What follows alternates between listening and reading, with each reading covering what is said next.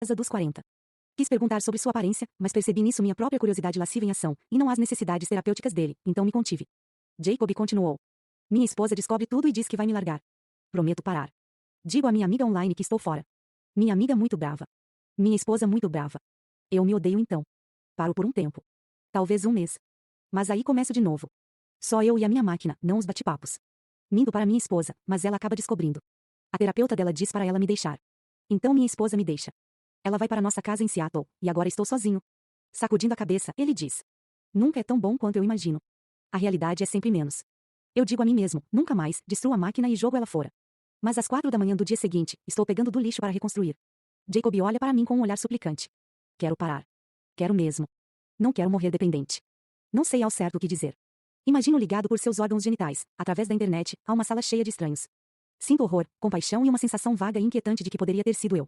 Da mesma maneira que Jacob, todos nós corremos o risco de nos excitar até a morte. No mundo, 70% das mortes são atribuídas a fatores de risco comportamentais modificáveis, como fumar, inatividade física e dieta. Os principais riscos globais para a mortalidade são pressão alta, 13%, consumo de tabaco, 9%, nível elevado de açúcar no sangue, 6%, inatividade física, 6% e obesidade, 5%. Em 2013, estimou-se que 2,1 bilhões de adultos estavam acima do peso, em comparação a 857 milhões em 1980. Atualmente, há mais pessoas obesas no mundo do que abaixo do peso, com exceção de algumas regiões subsaarianas da África e partes da Ásia. As taxas de adicção estão crescendo em todo o planeta. No mundo, a incidência de doenças atribuídas ao álcool e a drogas ilícitas é de 1,5%, e mais de 5% nos Estados Unidos. Esses dados excluem o consumo de tabaco. A droga de preferência varia. Os Estados Unidos estão dominados por drogas ilícitas, na Rússia e no leste europeu prevalece a dependência ao álcool.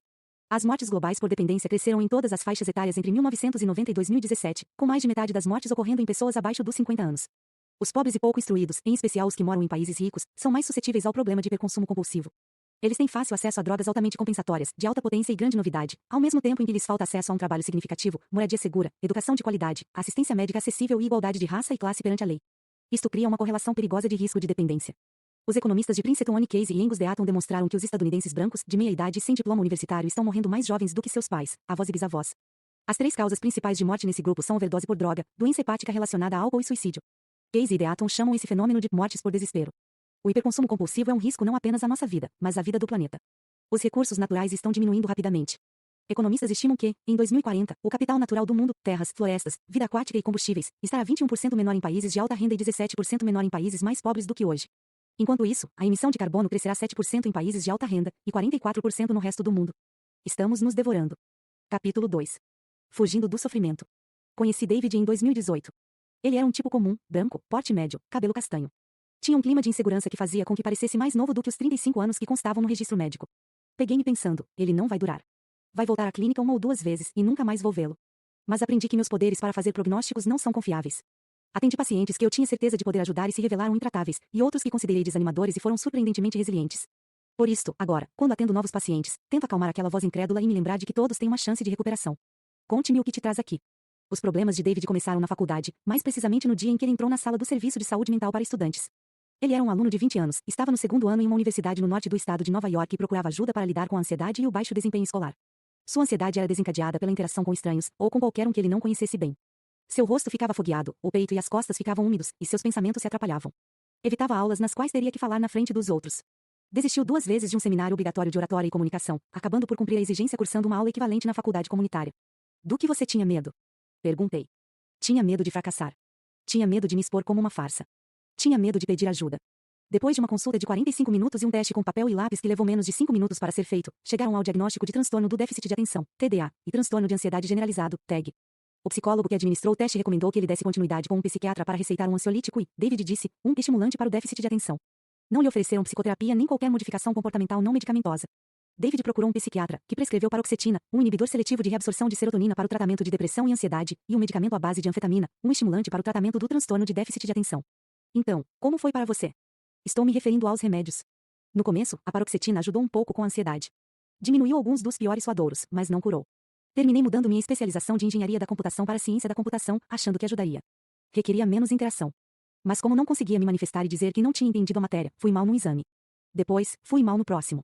Então interrompi o curso por um semestre para não ser prejudicado na minha média de notas. Acabei largando a escola de engenharia, o que foi bem triste, porque era o que eu amava e queria mesmo fazer. Tornei-me historiador. As turmas eram menores, apenas 20 pessoas, e eu podia me safar sendo menos interativo. Podia levar o livro de testes para casa e trabalhar sozinho. E o que aconteceu com a anfetamina? Perguntei. Eu tomava 10 miligramas de manhã cedo, antes da aula. Me ajudou a ter mais concentração. Mas, olhando agora, acho que eu só tinha maus hábitos para estudar. A anfetamina me ajudou a remediar isso, mas também me estimulou a deixar tudo para depois. Se havia uma prova e não tinha estudado, eu tomava direto, o dia todo e a noite toda, para estudar para o exame. Então, chegou o momento em que não conseguia estudar sem isso. Aí, comecei a precisar de mais. Eu me perguntava se teria sido difícil conseguir comprimidos adicionais. Foi difícil conseguir mais? Na verdade, não, ele respondeu. Sempre sabia quando seria preciso repor.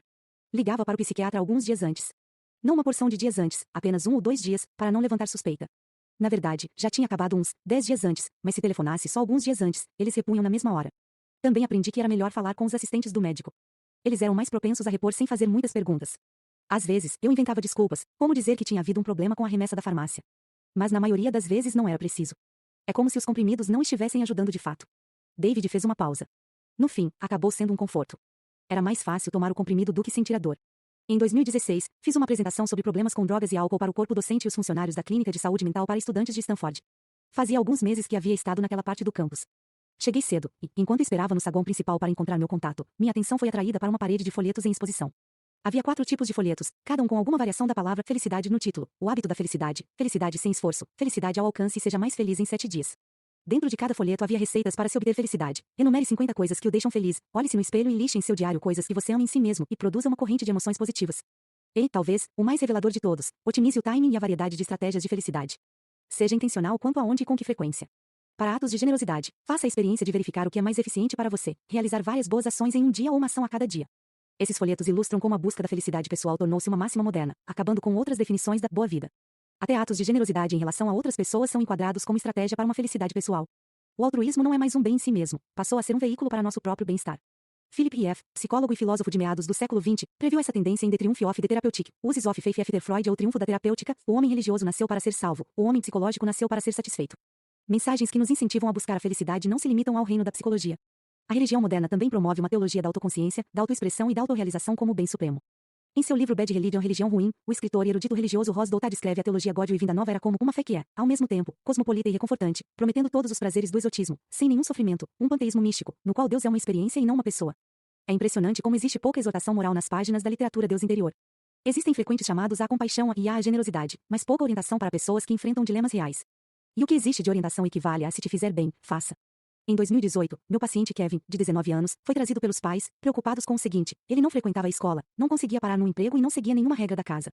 Seus pais eram tão imperfeitos quanto qualquer um de nós, mas estavam se esforçando para ajudá-lo. Não havia evidência de abuso ou negligência. O problema era que eles pareciam incapazes de impor qualquer limite para ele. Preocupavam-se de que, fazendo exigências, iriam estressá-lo ou traumatizá-lo. Considerar as crianças como psicologicamente frágeis é um conceito tipicamente moderno. Nos velhos tempos, as crianças eram consideradas adultos em miniatura, totalmente formadas desde o nascimento. Para a maioria da civilização ocidental, as crianças eram encaradas como maldosas de nascença.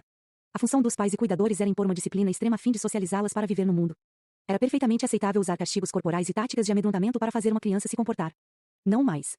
Hoje, muitos pais que atendo se sentem aterrorizados de fazer ou dizer alguma coisa que deixará o filho ou a filha com uma cicatriz emocional, criando, assim, condições, segundo o pensamento corrente, para que eles tenham mais tarde um sofrimento emocional e até mesmo uma doença mental. Essa noção pode ser atribuída a Freud, cuja